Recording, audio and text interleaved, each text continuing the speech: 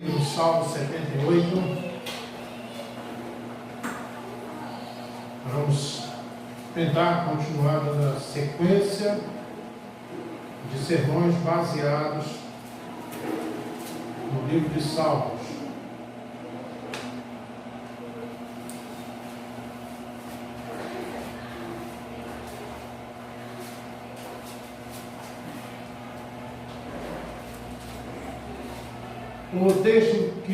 O título do sermão que nós vamos estar nessa noite, ele fala sobre o Deus que age.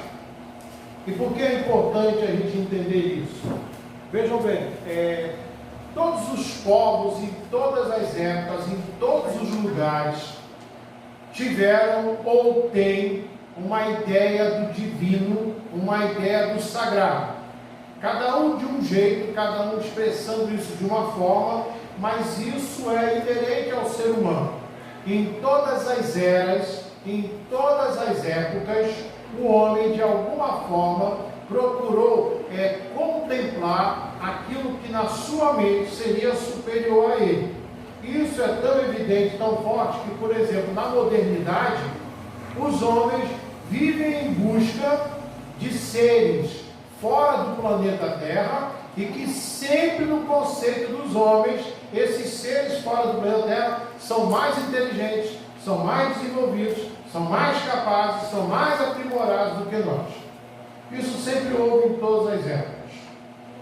Aqui no Brasil, nós tínhamos, quando em 1500 chegaram os portugueses aqui, nós tínhamos centenas de tribos indígenas espalhados pela terra que hoje é chamada de Brasil. Talvez algumas milhares de tribos indígenas que eram opostas entre si. Muitas delas inimigas, viviam em guerra, em disputa por espaço. Aqui na nossa região, se eu não estou enganado, eram os índios Tamoio. Em Campos já era uma outra linhagem. Em Niterói tinha os índios Tamoio, e no Rio de Janeiro os Guaranis, que eram inimigos. Então, esses povos tinham uma ideia da divindade.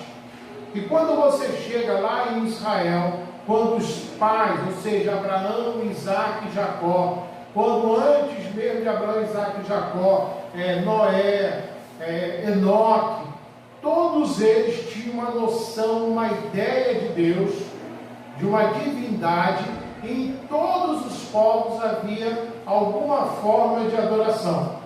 E era principalmente nessa época a ideia dos deuses tribais. O que é isso? São os deuses que são daquele povoado, daquela região, e é o Deus que protege aquele povo. E que de repente, se ele entrar em guerra com outro povo, não é somente uma guerra de um povo contra o outro, mas de um Deus contra outro Deus. E que aquele que vence significa dizer que o seu Deus é mais forte que o outro. É interessante quando você vê uma cena do Vingadores, em que tem um Deus que é irmão do Thor, e que ele diz que ele é Deus, que ele é divino, que ele é isso, aquilo, outro. O Hulk chega, pega ele, bate daqui para lá, chuta, pisa, faz um bocado de coisa. Aí Loki cai no chão, quase que desmaiado, e Hulk fala assim: que Deus fraco. Porque essa ideia do divino sempre esteve na nossa cultura. Os desenhos animados falam disso. Os povos, para explicar a sua origem, também sempre criaram essa ideia. Qual é a diferença da descrição do povo judeu de Deus para os outros povos? É exatamente que o povo de Israel não diz de um Deus que é tribal, de um Deus que é restrito a um povo. Ele é o Deus que é Deus de todos os povos. Ele é o Deus que é o Senhor de toda a criação, porque Ele é aquele que fez, que pela sua palavra tudo veio a existir. E quando Israel começa esse processo de conhecer a revelação de Deus, antes de ser povo de Israel, quando se forma como povo de Israel, Deus se revela para diversos homens em épocas diferentes, estabelecendo preceitos no seu relacionamento e Deus dizendo, como disse para Moisés, eu sou que sou. Deus não precisava ser definido, Ele simplesmente era. E quando nós olhamos para a Bíblia, agora sim, a revelação de Deus, nós vamos aprender nesta palavra os atos desse Deus na história, que vai mostrar que Ele não é somente um Deus que age num lugar, em Israel, mas é o Deus que transcende aquele limite geográfico e age em toda a terra, tem um governo sobre todo o universo, sobre toda a sua criação, e tudo conclama para aquilo que Ele planejou como seu objetivo para com o homem. Quando Deus cria o homem, Deus cria o homem para a glória do seu nome. O homem desobedece, Deus já lá na desobediência, Deus promete a redenção. E diz como isso vai acontecer, isso se concretiza na pessoa de Jesus, quando Ele nasce, quando Ele vive, quando Ele morre e quando Ele ressuscita.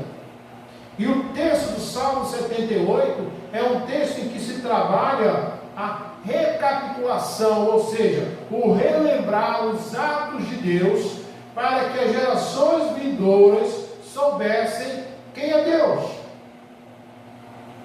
Não se perdesse na história, não se perdesse na memória as coisas que Deus havia feito, mas de apontar não somente o que Ele fez, mas de mostrar que o Deus que fez é o Deus que faz e o Deus que fará. Ele não é um Deus restrito a uma época, não é um Deus restrito a um povo, não é um Deus restrito a uma área geográfica. E isso o Salmo 78 trabalha de uma forma tremenda sobre essa questão do Deus que age. Quando a gente fala o Deus que age, você está vendo que a forma verbal não é de o Deus que agia, o Deus que poderia agir, ou o Deus que talvez um dia vai agir, ou agirá. Mas é o Deus que age, porque isso é uma ação constante. E a gente vê isso nitidamente na palavra de Deus. E eu queria conversar com vocês hoje, e daqui a 15 dias a gente vai completar esse sermão, falando sobre o Deus que age, o Deus que é o Senhor de tudo. Nem coronavírus escapa ao controle de Deus. E a primeira lição que o texto da palavra de Deus nos mostra no Salmo 78, acompanhe a leitura junto na sua Bíblia, está no versículo 1 e 2, quando diz que o Deus que age, Ele age ensinando. Gente, é interessante você olhar a questão cultural. Nenhum povo sobrevive sem que tenha aprendizado, sem que tenha uma história pregressa. Todos os povos precisam ter a sua história passada, nem que seja verbalmente, mas porque exatamente o passar essa história é o que vai preservar o conhecimento desse povo, a história desse povo, a identidade desse povo. Quando famílias se encontram, o que acontece muitas das vezes? Quando a família, assim, você tem a família, sua casa, né? Mas você tem os seus irmãos, seus primos, seus tios, né? Os sobrinhos, quem já tem a neta aí, os seus netos ou bisnetos. Quando todo mundo se junta, o que começa a acontecer? Começa-se a contar histórias, né? Algumas engraçadas, algumas tristes, mas a família, quando se reúne, conta a história. Por quê? Porque contar a história é avivar, é lembrar de acontecimentos. E esses acontecimentos não podem ser simplesmente acontecimentos, mas são acontecimentos que trazem ensinamento. E o capítulo 78, versículo 1 e 2 nos diz assim: escutai, povo meu, a minha lei, ou seja, a minha palavra, prestai ouvido às palavras da minha boca, abrirei os lábios em parábolas e publicarei enigmas dos tempos antigos.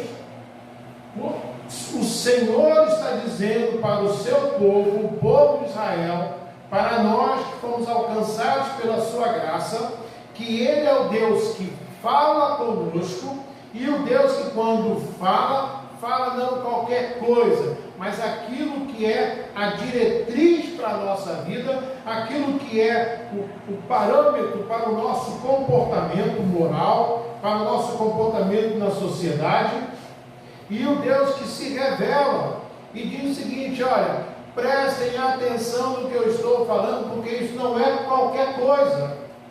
No Salmo capítulo 19, texto muito conhecido de nós, versículo 1 e 2, nos dizem assim: os céus proclamam a glória de Deus, e o firmamento anuncia as obras das suas mãos. Um dia faz discurso a outro dia, e uma noite revela conhecimento a outra noite.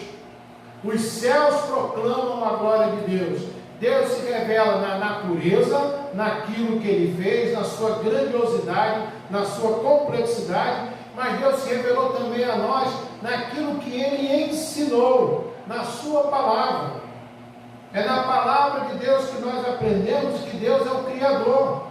Aquilo que foi passado oralmente através das gerações que chegou até o povo de Israel, até Moisés, foi registrado um dia no papel, no papiro, foi documentado, dizendo que Deus é aquele que criou o mundo em 7 dias, em 6 dias, no 7º dia descansou, e pela sua palavra, como Deus vai dizer em João, as coisas foram criadas, e que Jesus estava lá, e tudo que foi feito, nada do que foi feito sem a presença de Jesus. Então, em primeiro lugar, o Deus que age é o Deus que age ensinando. Não é um Deus que quer mostrar poder simplesmente para mostrar poder. Deus que quer fazer as coisas para aparecer, mas é um Deus que ensina. Como diz a palavra, ensina as canções de louvor. Há um Deus que age e ensina, dizendo para nós como nós podemos fazer para sermos felizes, bem-sucedidos. Bem-aventurado o homem que anda no caminho do Senhor. Deus que age é o Deus que ensina ao homem como fazer para ser feliz. O Deus que age, em segundo lugar, é um Deus que age mostrando qual é a sua pedagogia de ensino, ou seja, a sua forma de ensinar ao homem as coisas. Versículo 3 e 4 nós lemos assim: o que ouvimos e aprendemos, o que nos contaram os nossos pais, não encobriremos a seus filhos, contaremos à vindoura geração os louvores do Senhor e o seu poder e as maravilhas que fez. Olha só que coisa extraordinária. Não é somente contar aquilo que os outros falaram que aconteceu, não é somente falar aquilo que os outros disseram que aconteceu, mas é contar aquilo que na sua própria vida aconteceu, na sua família, na sua história, para que as gerações vindouras, ou seja, aqueles que ainda vão vir, aqueles que vão nascer posteriormente aquelas coisas, saibam do poder de Deus, do agir de Deus, do propósito de Deus. Por isso que é tão importante eu e você lermos a palavra de Deus. Por isso que é tão importante eu e você examinarmos a palavra de Deus, para que nós tenhamos conhecimento do que Deus já fez e saber que o que Deus fez é o mesmo que Deus pode fazer hoje.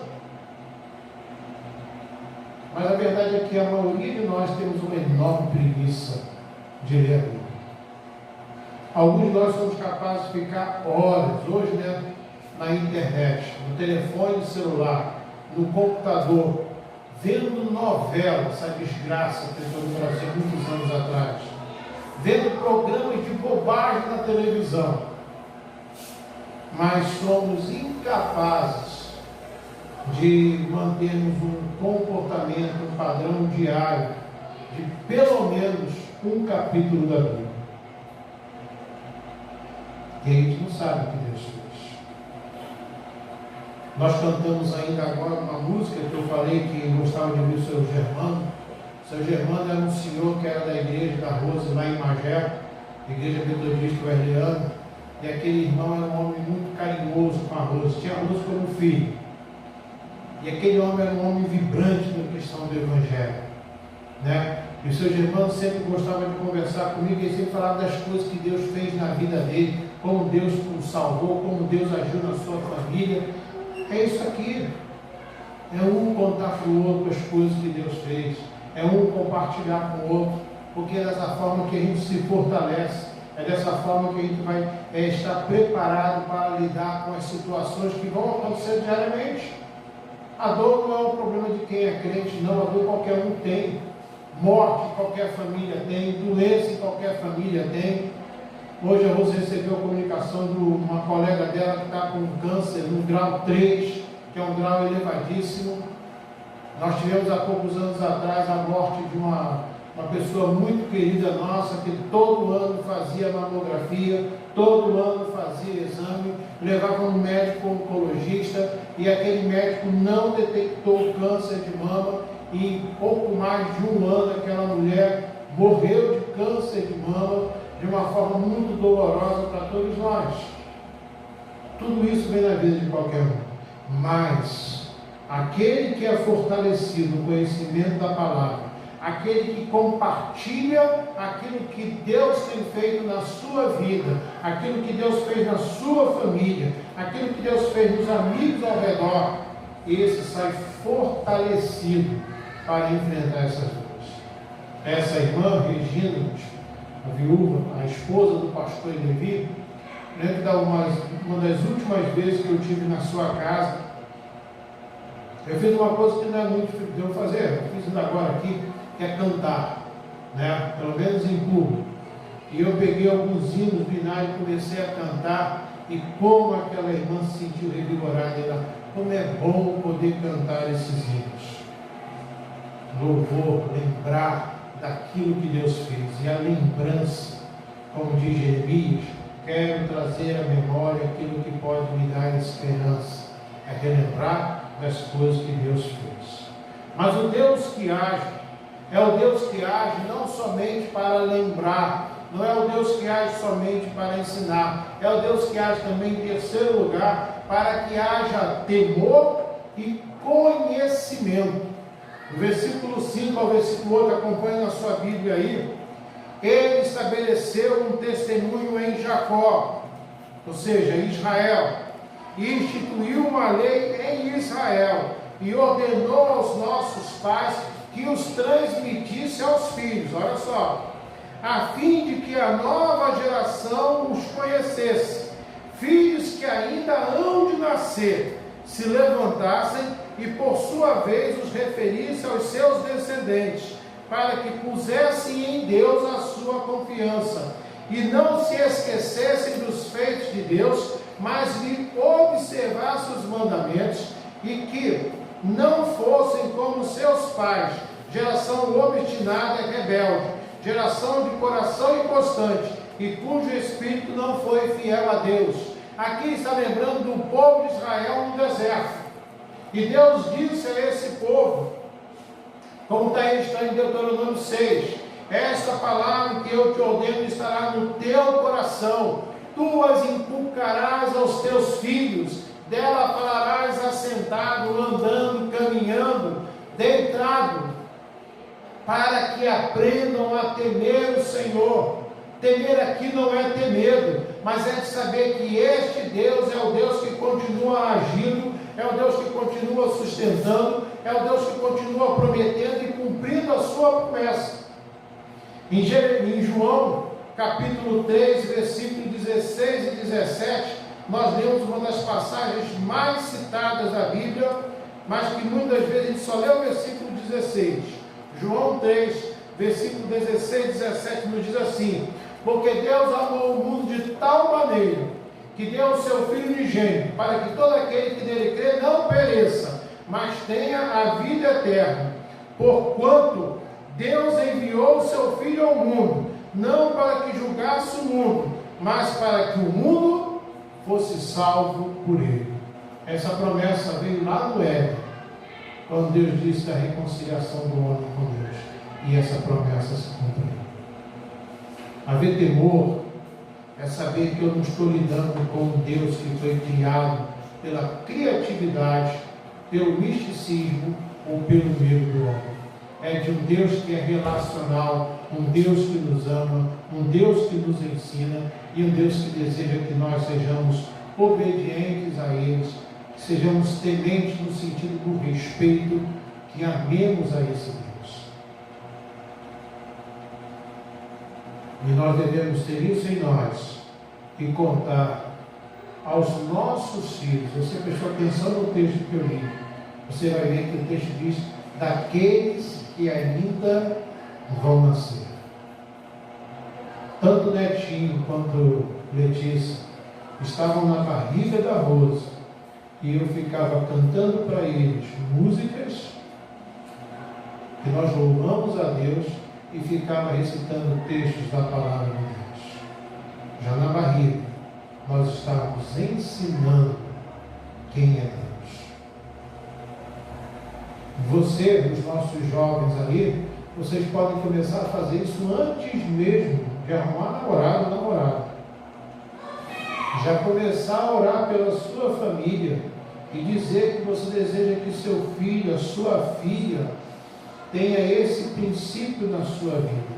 E você começa a citar a palavra de Deus e orar, a interceder para que os seus filhos também tenham temor ao Senhor. Não é depois que nasce, não é depois que começa a aprender a ler e escrever, não é depois que se torna adulto, não. Já começa até mesmo antes de ter um namorado ou namorada, você já começa a orar por isso, a contemplar e pedir ao Senhor que cumpra a sua promessa. Em quarto lugar, esse Deus que age, é o Deus que age também mostrando os erros do passado. Versículo 9 até o 17, nós lemos assim: os filhos de Efraim, embora armados de arco, bateram em retirada no dia do combate. Não guardaram a aliança de Deus, não quiseram andar na sua lei, esqueceram-se das suas obras e das maravilhas que lhe mostraram. Prodígios fez na presença de seus pais na terra do Egito, no campo de Zoan, dividiu o mar, fez seguir, aprumou as águas como um dique, guiou-os do dia como uma nuvem, e durante a noite com um clarão de fogo. No deserto fendeu rochas e lhe deu a beber abundantemente como de abismos. Da pedra fez brotar torrentes, fez manar água como rios, mas ainda assim prosseguiram em pecar contra ele, e se rebelaram no deserto contra o Altíssimo. Tentaram Deus no seu coração, pedindo alimento que lhes fosse do gosto. Aqui o Senhor está relembrando um outro momento do povo de Israel. O povo de Israel, Deus manifestou o poder quando mandou as 10 pragas, quando Deus libertou o povo de Israel, quando Deus fez o povo de Israel caminhar pelo deserto, quando Deus fez o mar se abrir, quando Deus fez o povo caminhar com segurança por aquele mar, quando Deus fez o mar desabar sobre os egípcios, quando Deus deu comida, quando Deus deu água, quando Deus preservou a roupa, preservou o calçado, deu a terra prometida, mas ainda assim teve gente que endureceu o coração e vivia a reclamar. Em Lucas capítulo 13, no versículo 34, nós lemos assim: Jerusalém, Jerusalém, que mata os profetas e apedreja os que te foram enviados. Quanta vez quis eu reunir teus filhos como a galinha junta os do seu próprio ninho debaixo das asas, e vós não o quiseste. Aqui é Jesus quando está olhando para Jerusalém, na entrada de Jerusalém, e ele fala: Jerusalém, Jerusalém. Jesus se lamenta por aquele povo, porque aquele povo, apesar de ver o poder de Deus, apesar de ver Deus agindo, apesar de conhecer as promessas de Deus, aquele povo continuava de coração duro, de fronte obstinada, rejeitando o enviado de Deus, rejeitando o princípio de Deus, desacreditando na promessa de Deus, desconsiderando o agir de Deus. E Deus chama a atenção do povo de Israel dizendo: não cometam os mesmos erros. E alguns de nós hoje estamos cometendo o mesmo erro.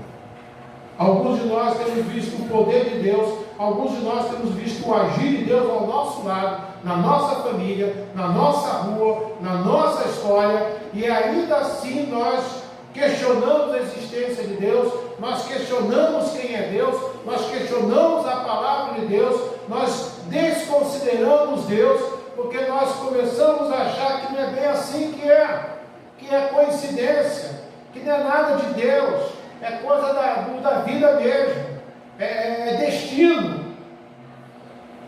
E Deus chama a atenção: não cometam os mesmos erros dos seus antepassados.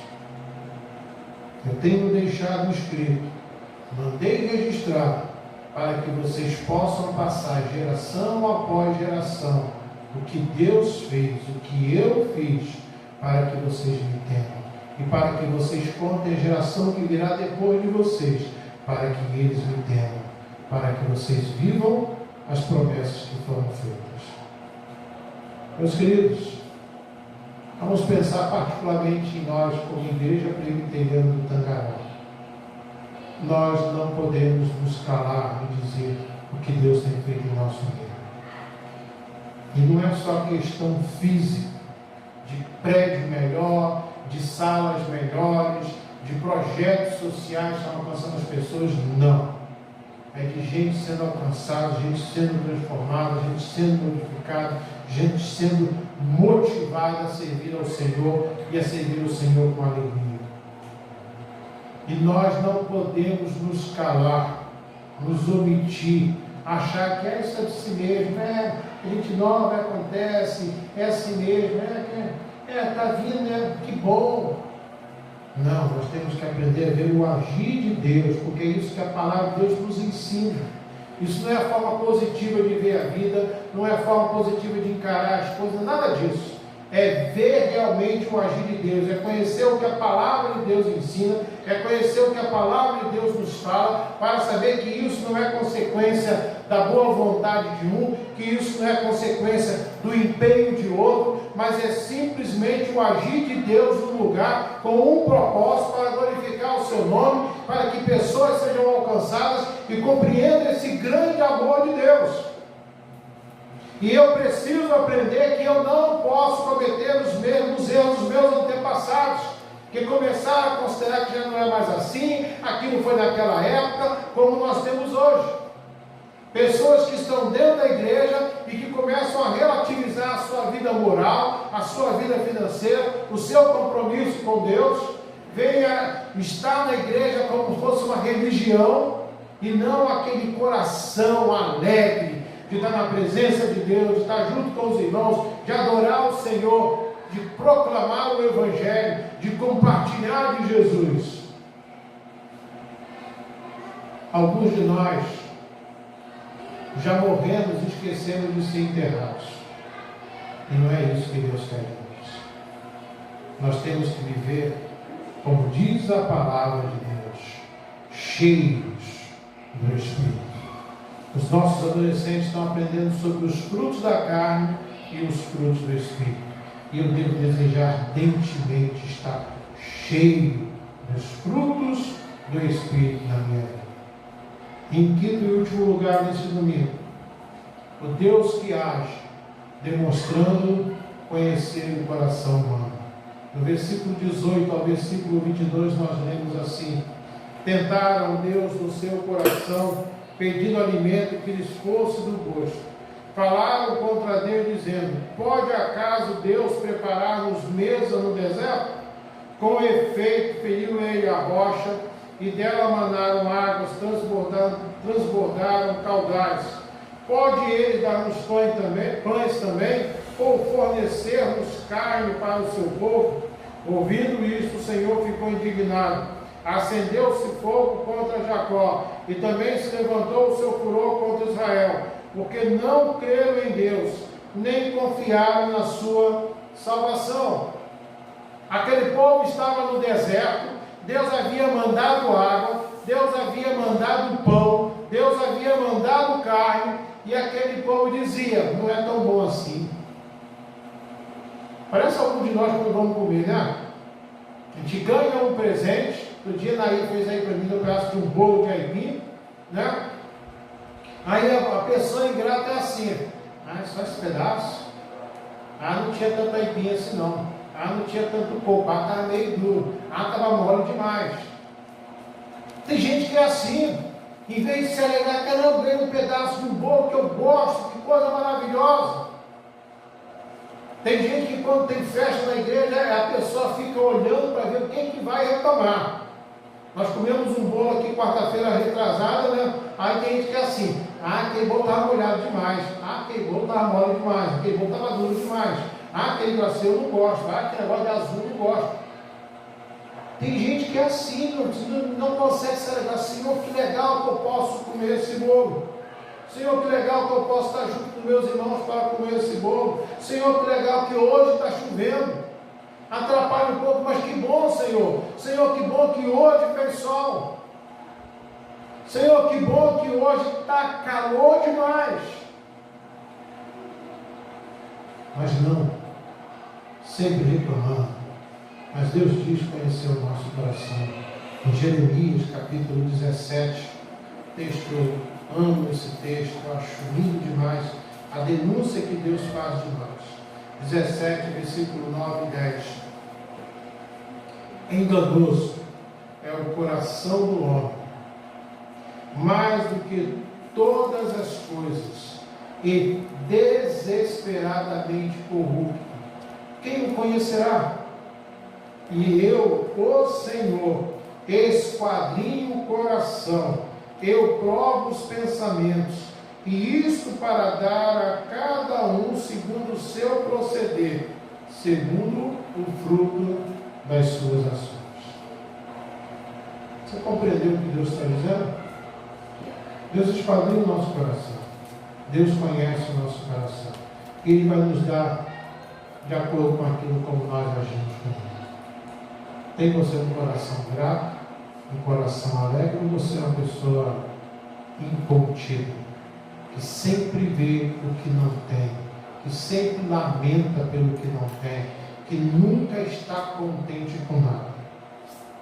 Efésios capítulo 2, versículo 1, nós lemos assim na palavra de Deus: Ele vos deu vida, estando vós mortos nos vossos delitos e pecados. Nós estávamos ferrados, nós estávamos destinados a padecer no inferno, mas mesmo estando nós mortos em nossos delitos e pecados, Deus nos amou e nos deu a salvação. Prometeu quando a gente nem existia ainda, há milhares de anos, talvez até milhões de anos atrás, que a semente da mulher haveria de esmagar a cabeça da semente da serpente, simbolizando ali a ressurreição de Jesus. Deus que age é o Deus que está em constante movimentação. Não é o Deus que agiu, não é o Deus que poderia agir, ou ainda não é o Deus que talvez um dia agirá, mas é o Deus que age, é o Deus que está em constante e ininterrupta ação para promover a sua glória, para manifestar o seu poder por amor a si mesmo e também a nós, porque Deus amou a sua criação.